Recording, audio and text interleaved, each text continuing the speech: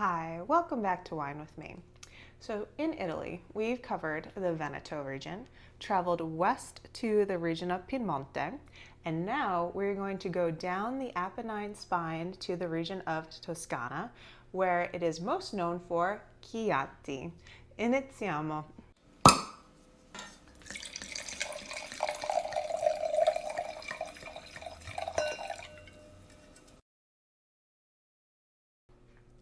So while it goes without saying, Chianti is one of, if not the most popular Italian red wines. And why is that? One of the reasons could be the landscape is gorgeous, and with the rolling hills and the trees and the winding roads. But within the region of Chianti and Toscana, there are many rules and regulations for DOC, which was Denominazione di Origine Controllata, and DOCG, Denominazione di Origine Controllata e Garantita. So for starters, this wine that I have in front of me is a Chianti Classico. And why do I bring that up? The region of Chianti is very vast. And then there's the regions of Chianti Classico, which are not near each other. They're spread out all over the place. Now, why is this important? So they decided, as I've mentioned before, Chianti Classico is the historic region or historic sites within a certain wine region in Italy. The Chianti Classico decided that they needed their own rules and regulations within Chianti. So you'll see this little guy, the black rooster or Gallo Nero. The story behind this is that there was a dispute for land between Siena and Florence. So one morning, Siena and Florence decided they were going to race to determine the boundaries.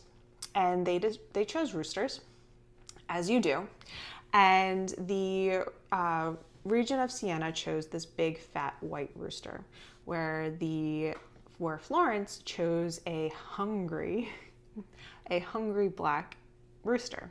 Well, the hungrier one won as far as like boundaries because it ran the furthest, and that's where that came to be. So most of Chianti, for the most part, there are very strict rules as to what types of grapes are used. Most regions, or some regions within Chianti Classico, will use 100% Sangiovese grapes, where others you can use no less than 80%. The other 20% is either going to be indigenous grapes like Colorino, or they can actually use Cabernet Sauvignon or Merlot. So it's also interesting, on this bottle it says Reserva. And within Chianti Classico, they decided to have even more regulations than they already do. And Reserva just means that it has to be aged for a minimum of 24 months with 3 months of bottle aging.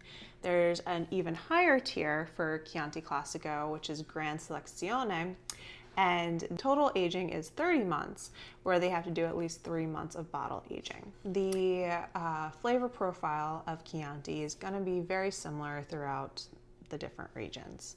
You're going to have those red fruit flavors such as cherries. You're going to get violet notes and then some earthier tones as well.